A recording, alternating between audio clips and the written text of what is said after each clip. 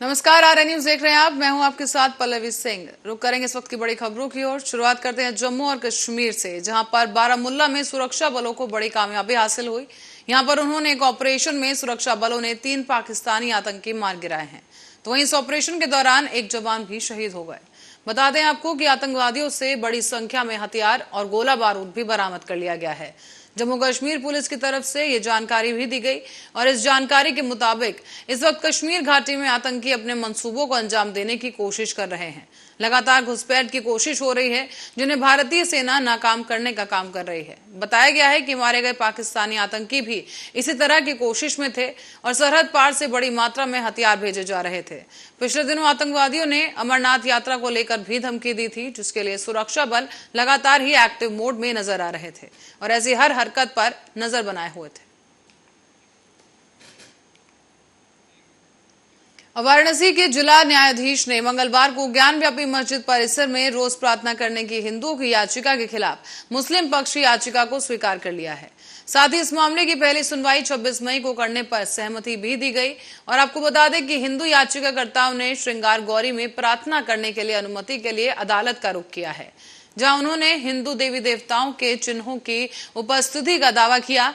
और हिंदू पक्ष का वकील मदन मोहन ने बताया है कि अदालत ने रजिस्ट्री को हिंदू और मुस्लिम पक्षों को ज्ञानव्यापी मस्जिद के सर्वेक्षण की रिपोर्ट, तस्वीरों और वीडियो की प्रांतियां उपलब्ध कराने के आदेश दे दिए। साथ ही उन्हें 1 सप्ताह के भीतर ही अपनी आपत्तियां दर्ज कराने को भी कहा गया। तो वहीं कोर्ट में मौजूद एक वकील ने बताया है कि हिंदू पक्ष का प्रतिनिधित्व करने वाले कुछ वकीलों ने इस आदेश को सुनने के बाद हर हर महादेव के नारे लगाए हैं। तो वहीं वकील मोहन ने पुष्टि की कि धार्मिक नारा अदालत में लगाया गया था। उन्होंने ये भी कहा कि जाहिर है कुछ लोग काफी खुश थे और उन्होंने ये नारा लगाया। बता दें कि सुप्रीम कोर्ट ने जिला जज को निर्देश दिया था कि वो पहले हिंदू पक्ष की उस याचिका पर सुनवाई कर निपटारा करें जिसमें मस्जिद परिसर में रोज प्रार्थना करने की मांग की गई है।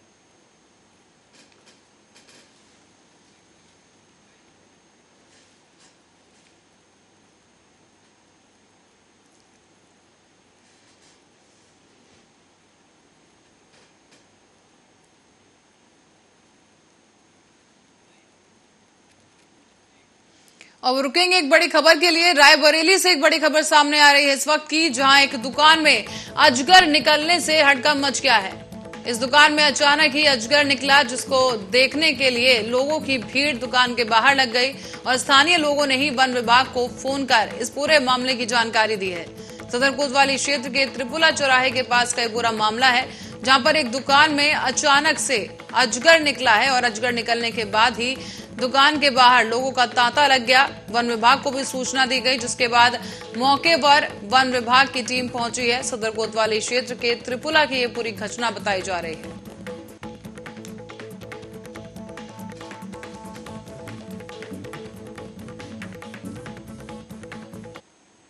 तो वहीं अब दिल्ली में नामांकन के बाद कपिल सिब्बल का एक बयान सामने आया। उन्होंने कहा है कि मैं कांग्रेस का नेता था, लेकिन अब नहीं हूं। कांग्रेस की सदस्यता से 16 तारीख को इस्तीफा दे चुका हूं। और साथ ही कपिल सिब्बल ने सपा अध्यक्ष अखिलेश यादव का आभार भी व्यक्त किया है। उन्होंने कहा कि साल 2024 को लेकर हम सब एक साथ आ रहे हैं और अब मिलकर केंद्र सरकार की कमियों को उजागर करेंगे।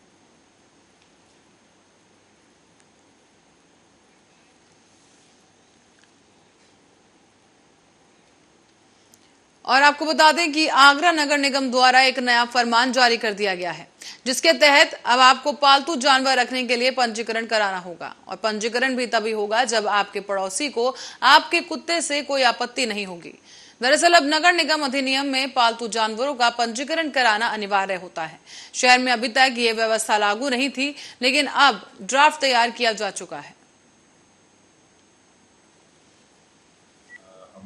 नगर निगम आगरा में एक नई नियमावली बनाने का प्रयास किया है, जिसमें हम लोग चाहते हैं कि जितने भी हमारे शहर में पेट ओनर्स हैं, पेट लवर्स हैं, वो अपने पेट्स का रजिस्ट्रेशन कराएं, ताकि पहले तो एक उनके ऊपर कंट्रोल रखा जा सके इन टर्म्स ऑफ वैक्सीनेशन और इन टर्म्स ऑफ कि जो भी सड़क पर भी गंदगी होती है उसकी भी शिकायतें आती। तो इस प्रकार से एक कॉम्प्रिहेंसिव पॉलिसी बनाने का प्रयास है।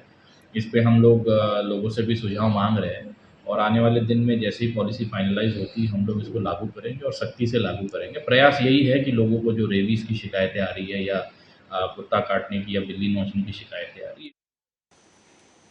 और अगली खबर लखीमपुर खीरी से है, जहां पर शादी समारोह में गए युवक के घर पर चोरों ने धावा बोल दिया है।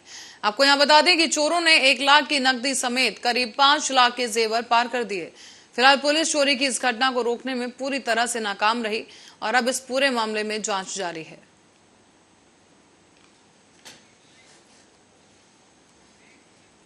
इस बीच निवेशकों को आकर्षित करने के लिए यूपी की योगी आदित्यनाथ सरकार राजधानी लखनऊ में तीसरी ग्राउंड ब्रेकिंग सेरेमनी को आयोजित कर रही है।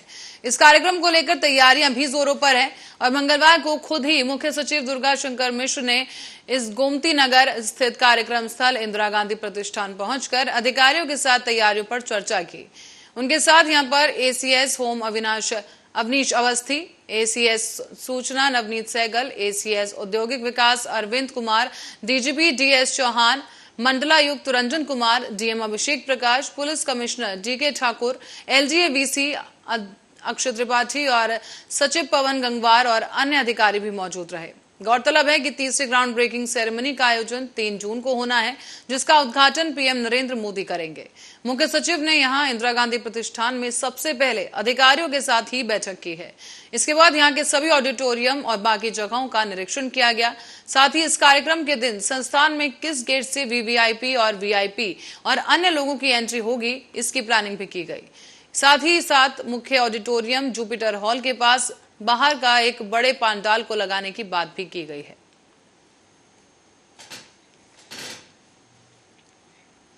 और पीके के नाम से मशहूर चुनाव रणनीतिकार प्रशांत किशोर ने राजनीति में अपनी नई राह चुन ली है। अब वो किसी राजनीतिक दल से जुड़ने की बजाय बिहार में अपने जन स्वराज अभियान के जरिए राजनीति में उन मूल्यों, सिद्धांतों और उद्देश्यों की सार्वजनिक और वैचारिक विमर्श में प्रभावी बनाएंगे, जिन्हें गांधीवाद या फिर गांधी मार्ग के रूप में जाना जाता है। पीके को अपनी जन स्वराज मुहिम में कामयाबी मिलती दिखाई दी तो वो कभी भी अपने राजनीतिक दल के गठन की घोषणा कर सकते हैं। इसका वैचारिक आधार गांधीवाद होगा, जो कि भारतीय स्वतंत्रता आंदोलन के मूल्य और भारतीयता को आगे बढ़ाएगा। आपको ये भी बता दें कि पीके के आलोचक हमेशा ये कहते नजर आए कि उनकी कोई विचारधारा नहीं, लेकिन अपनी जन स्वराज पद यात्रा से प्रशांत किशोर उन्हें जवाब देंगे। वो आलोचकों को बताएंगे कि जैसे गांधी किसी वैचारिक जड़ता के शिकार नहीं हुए थे, उन्होंने अपनी सोच और विचारधारा जनता के साथ सीधे जोड़कर विकास किया था, उसी तरह से वो भी जनता के बीच जाकर गांधीवादी विचारों की बुनियाद पर मौजूदा दौर के मुताबिक अपनी विचारधारा की इमारत बनाने जा रहे हैं। पीके के मुताबिक गांधी और उनके विचार जितने अतीत में प्रासंगिक थे, उतने ही आज भी हैं और आगे भी रहेंगे। जरूरत है कि उन पर अमल करने और लोगों के बीच उन्हें ले जाने की। ऐसे में उन्होंने ये भी कहा कि गांधी का रास्ता ही एकमात्र रास्ता है जो मौजूदा दौर के तमाम सामाजिक, वैचारिक, आर्थिक और नैतिक चुनौतियों का समाधान कर सकता है।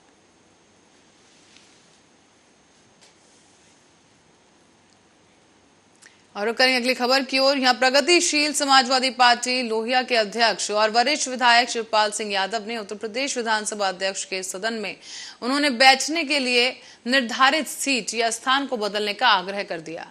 उत्तर प्रदेश विधानसभा के एक वरिष्ठ अधिकारी ने ये जानकारी दी और बताया कि शिवपाल सिंह यादव ने विधानसभा के प्रमुख सचिव को पत्र लिखकर सीट बदलने का अनुरोध किया है। सीट के बदलने की मांग के कारणों के बारे में विस्तार से पूछे जाने पर सूत्रों से जानकारी मिली है कि इस बात की सबसे अधिक संभावना है कि वो उनके साथ नहीं बैठना चाहते। शिवपाल यादव वर्तमान में इटावा जिले के जसवंत नगर विधानसभा क्षेत्र से समाजवादी पार्टी के विधायक हैं। शिवपाल यादव ने अपने भतीजे अखिलेश यादव से अनबन के बाद अपनी अलग पार्टी बना ली थी, लेकिन 2022 के विधानसभा चुनाव से पहले दोनों में समझौता हो गया था। हालांकि पूर्व में अपने भतीजे से मनमुटाव के बाद प्रगतिशील समाजवादी पार्टी लोहिया बनाने वाले शिवपाल ने हाल ही में सपा के चुनाव चिन्ह साइकिल पर विधानसभा चुनाव लड़ा था।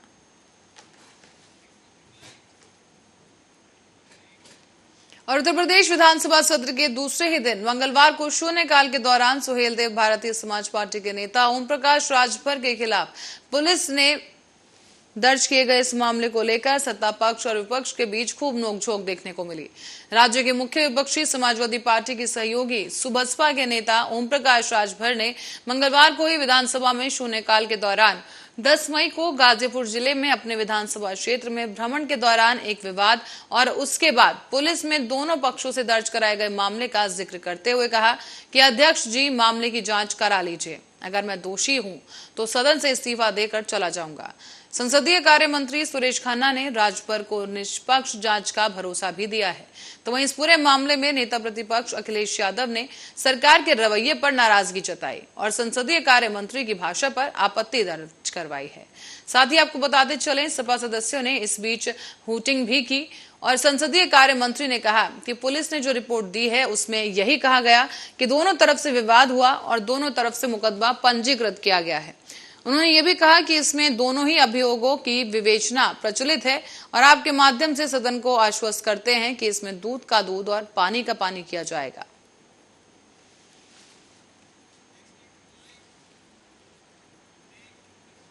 तो उत्तर प्रदेश के बागपत जिले के छपरौली थाना क्षेत्र में स्थित एक गांव में मंगलवार को पुलिस दबिश के दौरान आरोपी की मां और 2 बहनों का जहर खाने का मामला सामने आया। पुलिस हालात बिगड़ने पर तीनों को नजदीकी अस्पताल ले गई, जहां डॉक्टर्स ने उन्हें मेरठ के लिए रेफर कर दिया है। बागपत के पुलिस अधीक्षक नीरज यादव ने ये जानकारी दी कि 3 मई को छपरौली गांव में एक ग्रामीण ने तहरीर दी थी कि उसकी बेटी को लेकर गांव के ही प्रिंस नामक एक युवक फरार हो गया है। इस मामले में पुलिस लड़के के घर लगातार दबिश दे रही है और साथ ही उन्होंने बताया कि पुलिस को सूचना मिली थी कि आरोपी और लड़की गांव में ही एक घर में छुपे हैं। इस सूचना पर शाम को करीब 7 बजे पुलिस दबिश देने पहुंची और जादव ने यह भी बताया कि इसी दौरान घर में मौजूद आरोपी युवक की मां अनुराधा और 2 बहनों ने सल्फास और चूहे मारने वाली दवा खा ली।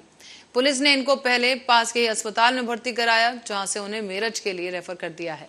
फिलहाल वो मेरठ के सुभारती अस्पताल में भर्ती कराए गए और तीनों की हालत काफी गंभीर बताई जा रही है।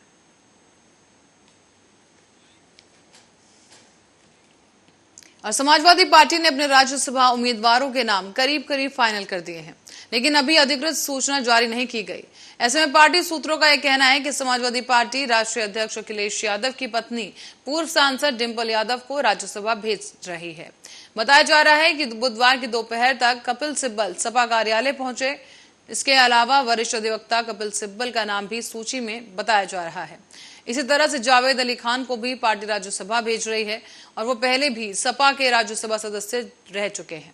अब आपको बता दें कि अभी तक राज्यसभा में सपा के 5 सदस्य हैं, जिनमें कुंवर रेवती रमन सिंह, विशंबर प्रसाद निषाद, चौधरी सुखराम सिंह यादव का कार्यकाल 4 जुलाई को खत्म हो रहा है। गौरतलब है कि सपा के कद्दावर नेता आजम खान ने मंगलवार को मीडिया से बातचीत में कहा था कि अगर पार्टी सुप्रीम कोर्ट के अधिवक्ता कपिल सिब्बल को राज्यसभा भेजती है तो अच्छी बात है। कपिल सिब्बल को राज्यसभा भेजे जाने से मुझे सबसे ज्यादा खुशी होगी। इससे पहले भी वो कपिल सिब्बल की तारीफ करते हुए उनके प्रति आभार जता चुके हैं। इस दौरान आजम खान ने यह भी कहा था कि रामपुर से वो उपचुनाव नहीं लड़ेंगे। कोई भाई उम्मीदवार हो, उन्हें कोई दिक्कत नहीं होगा। सपा संरक्षक मुलायम सिंह यादव से मुलाकात के सवाल पर आजम ने कहा कि वो बड़े नेता हैं और अपनी मर्जी के मालिक हैं। उनके बारे में कोई कमेंट नहीं किया जा सकता।